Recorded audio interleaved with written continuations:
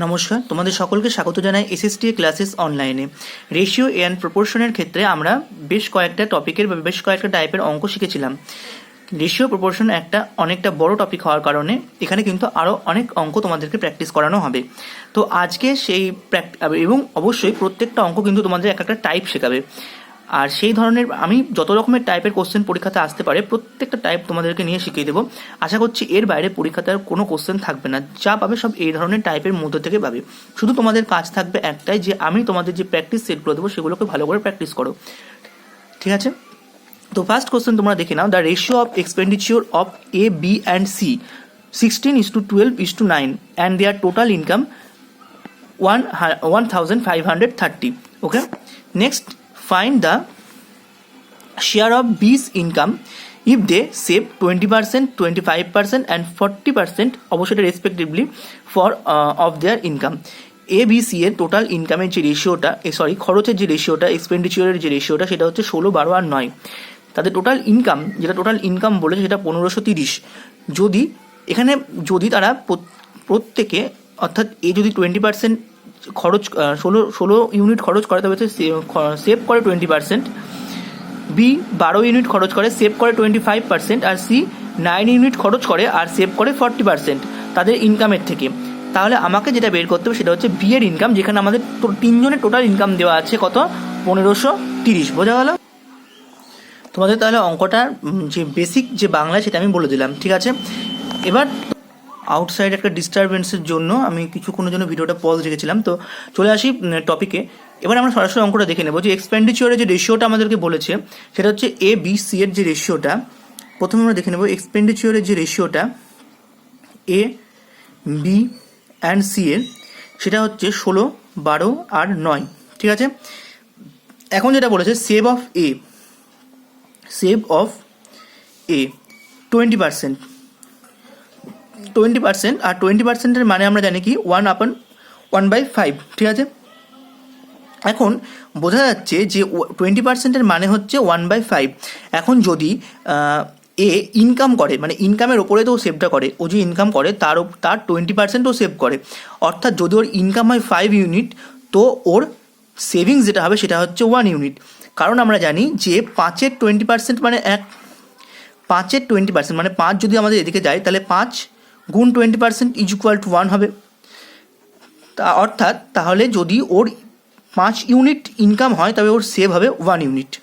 বোঝা গেল? 5 unit income হলে ওর সেভ হবে 1 ইউনিট। সুতরাং ইনকাম অফ এ 5 ইউনিট, আচ্ছা, ইনকাম আর সেভ অফ এ 1 ইউনিট। অর্থাৎ বোঝা যাচ্ছে যে এক্সপেন্ডিচার অফ এ, অর্থাৎ এর যে খরচ সেটা হচ্ছে 5 - 1 = 4 ইউনিট। বোঝা গেল? আমি কিন্তু সব এগুলো ইউনিটে বলছি। নেক্সট যদি আমরা দেখি যে বি এর ক্ষেত্রে যেটা বলেছে, বি এর একইভাবে একই পদ্ধতিতে বি এর সেভ কত বলেছে, বি এর সেভ আছে 25%। সেভিংস অফ বি হচ্ছে 25%। যদি 25% হয় তাহলে 25%-এর মানে আমরা জানি 1/4, 1/4। অর্থাৎ যদি 4 ওর ইনকাম হয় তবে ওর খরচ হবে সেভ হবে 1 ইউনিট। সুতরাং খরচ হবে কত, 3 ইউনিট। 4 - 1 3 ইউনিট। বুঝতে পারছো তো নিশ্চয়ই? Income of B 4 unit, save of B 1 unit and expenditure of B 3 unit. Next দেখো, নেক্সট যদি আমরা চলে আসি যে সি এর ক্ষেত্রে, তবে সি এর যেটা বলেছে সেটা 40%, আর 40%-এর মানে হচ্ছে 2/5। অর্থাৎ যদি ইনকাম অফ সি এর 5 হয়, সেভিংস অফ সি এর 2, এক্সপেন্ডিচার অফ সি হবে 3 ইউনিট। এবার আমরা দেখব যে এখানে যে 4 ইউনিট, সেই 4 ইউনিট কতকে রিপ্রেজেন্ট করছে। কারণ এখানে আমরা পেয়েছি যে এক্সপেন্ডিচার অফ এ 4 ইউনিট, কিন্তু এখানে দেওয়া আছে এক্সপেন্ডিচারে 16। সুতরাং এক্সপেন্ডিচার অফ এর 4 ইউনিট রিপ্রেজেন্ট করছে 16কে। এর 4 ইউনিট রিপ্রেজেন্ট করছে 16কে। অর্থাৎ এর 4 ইউনিট যদি 16কে রিপ্রেজেন্ট করে তাহলে এর 5 ইউনিট কতকে রিপ্রেজেন্ট করবে?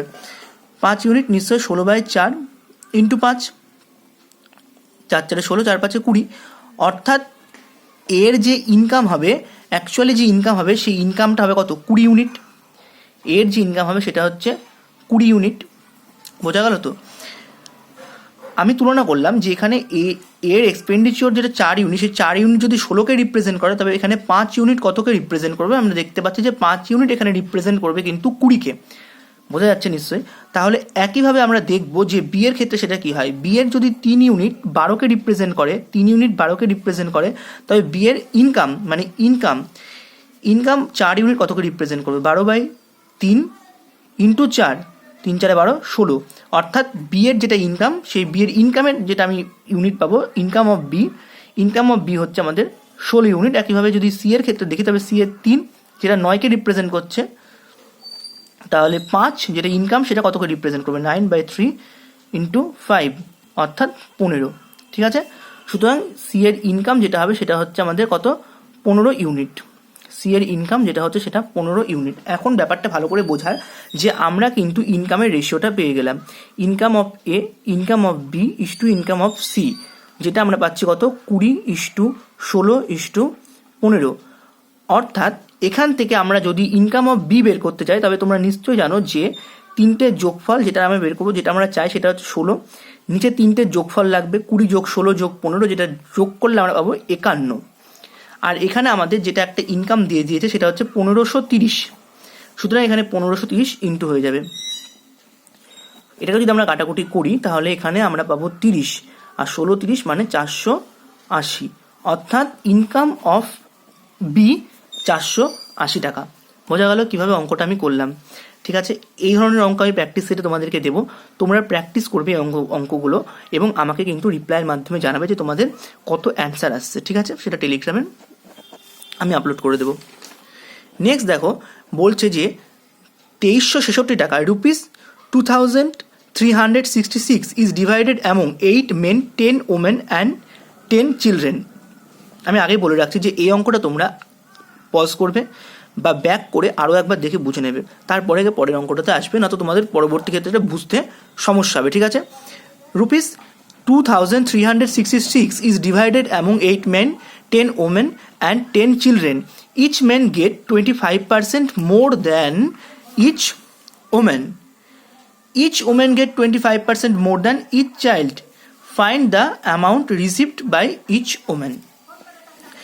2366 টাকা 8টা পুরুষ, 10টা স্ত্রীলোক এবং 10টা শিশুদের মধ্যে ভাগ করে দেওয়া হলো। এক একটা মানুষ, এক একটা স্ত্রীলোকের থেকে, এক একটা পুরুষ এক একটা স্ত্রীলোকের থেকে, মহিলার থেকে 25% বেশি পাচ্ছে। এক একটা মহিলা এক একটা শিশুর থেকে 25% বেশি পাচ্ছে। এখন বলছে যে তাহলে মহিলারা যে অ্যামাউন্ট পাচ্ছে সেই অ্যামাউন্টটা কত সেটা বের করতে এখানে বলেছে।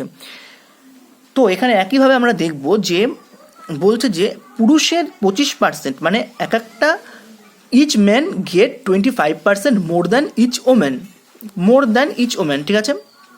তাহলে সেই মোর দ্যানটা কত সেটা আমাকে বের করতে হবে। তাহলে যদি প্রথমটা যদি আমরা দেখি, একদম প্রথম পয়েন্টটা, যে each man getting 25% more than each woman, সুতরাং আমরা যেটা দেখব সেটা হচ্ছে 25%, যার ভ্যালু হচ্ছে 1/4। এখন 4 এর 25% মানে কিন্তু 1। ঠিক আছে। 4 এর 25% মানে 1। অর্থাৎ যদি একটা পুরুষ 4 ইউনিট পায়, একটা পুরুষ যদি 4 ইউনিট পায়, তাহলে একটা মহিলা 4 ইউনিট অর্থাৎ মোর দ্যান 25% মানে 4 plus 1 is equal to 5 unit পাবে। 4 এর 25% মানে 1। এখানে বলেছে মোর দ্যান 25%, সুতরাং এখানে 4 প্লাস 1 করতে হবে, তাহলে 5 পাবে। অর্থাৎ যদি না, এখানে বলেছে পুরুষ বেশি পায়, মানে তাহলে অর্থাৎ যদি এখানে মহিলারা পায় 4 ইউনিট, তবে পুরুষরা কত পাবে? More than 25%। তাহলে মহিলারা পাবে এখানে পুরুষরা এখানে পাবে 4 + 1 ইজ ইকুয়াল টু 5 ইউনিট। বোঝা গেল কীভাবে হলো অঙ্কটা। এখন যেটা আমরা দেখব সেটা হচ্ছে পরবর্তী ক্ষেত্রে বলেছে each woman get 25% more than each child. সুতরাং একইভাবে নেক্সট যেটা হবে, অর্থাৎ এখানে ওম্যান ইস টু মেন যেটা রেশিও আমরা পাচ্ছি সেটা হচ্ছে 4:5। আর নেক্সট যেটা বলেছে আবার 25% মোর দ্যান ইচ চাইল্ড, সুতরাং এখানে 1/4। অর্থাৎ এখানে চাইল্ড যদি 4 ইউনিট পায়, তবে এখানে ওম্যান পাবে 4 + 1 ইজ ইকুয়াল টু 5 ইউনিট। সুতরাং এখানে যে রেশিওটা আমরা এখান থেকে পাবো, মানে পরবর্তী স্টেজ থেকে যে রেশিওটা পাবো সেটা হচ্ছে চাইল্ড ইস টু ওম্যান, যে রেশিওটা পাবো সেটা হচ্ছে 4:5। এখন আমরা জানি যে রেশিও থেকে কিভাবে এটাকে করতে হয়, অর্থাৎ যদি আমরা এখানে লিখে নিই main is to women is to child, যে তোমাদেরকে ট্রিক্স আমি প্রথম ভিডিওতে একদম শিখিয়েছিলাম, সেই ট্রিক্সটা এখানে কাজে লাগবে। যেটা প্রথমে দেওয়া আছে যে main is to women 5:4, next দেওয়া আছে main women is to child, women is to child 5:4, অর্থাৎ এখানে নিয়ারেস্ট নাম্বার 4 আর এখানে নিয়ারেস্ট নাম্বার 5। সুতরাং এখানে যেটা পাবো সেটা হচ্ছে 25:20:16। যদি এটাকে আমরা হ্যাঁ ওই 25:20, সুতরাং এটা হচ্ছে মেন ওম্যান আর চাইল্ডের যে অ্যামাউন্ট তারা পাচ্ছে সেই অ্যামাউন্টের রেশিও, ঠিক আছে, যে অ্যামাউন্ট তারা পাচ্ছে সেই অ্যামাউন্টের রেশিও এটা। সুতরাং এখন যেটা বলেছে এখানে যে মানুষের সংখ্যা আর পুরুষের সংখ্যা, মহিলার সংখ্যা এবং চিলড্রেনের সংখ্যা এখানে বলে দিয়েছে। সুতরাং এখান থেকে আমরা টোটাল অ্যামাউন্ট যেটা পাবে সেটা রেশিও আমরা বের করতে পারবো। এখানে যেহেতু বলেছে, এখানে আমরা যেটা বের করলাম যে ইচ ম্যান ইচ ওমেন, ঠিক আছে, এখানে প্রত্যেক এক একজনের মাথা পিছু যে রেশিওটা সেটা হচ্ছে 25:20:16। এখন যদি আমরা এটাকে বের করতে চাই যে ইচ ম্যান, এই প্রত্যেকটা টোটাল রেশিও মানে প্রত্যেকটা পুরুষ কতটা পাবে সেটা করতে গেলে আমাদের 25কে 8 দিয়ে গুণ করতে হবে, কারণ এখানে বলেছে যে 8টা পুরুষ আছে, মহিলার সংখ্যা আছে 10টা আর চিলড্রেনের সংখ্যা আছে 10টা, ঠিক আছে। সুতরাং এটাকে যদি আমরা করি 10, সুতরাং যেটা আমরা পাবো 200:200:160, সো 5:5:4 অ্যাকচুয়াল রেশিও। বোঝা গেল? অর্থাৎ যে রেশিওটা তাহলে ইচ মানে প্রত্যেক এক একজনের যে রেশিওটা আমরা পেলাম সেটা হচ্ছে 25:20:16। আর এখন যেটা আমরা প্রত্যেকের টোটাল অ্যামাউন্টের রেশিও, অর্থাৎ টোটাল পুরুষ পাবে 200 ইউনিট টাকা, টোটাল ওম্যান পাবে 200 ইউনিট আর টোটাল চিলড্রেন পাবে 160 ইউনিট টাকার কথা বলছি। সুতরাং এখানে যে রেশিওটা আমরা এটাকে শর্ট ফর্মে করলাম সেটা হচ্ছে 5:5:4, এর কাটাকুটি করলে আমরা 5:5:4 পাবো। এখন যেটা আমরা দেখবো যে মানি রিসিভড বাই ওম্যান, মানে ওম্যানরা কত টাকা পাচ্ছে, তাহলে সেটা যদি হিসাব করি তাহলে মানি রিসিভড বাই ওম্যান,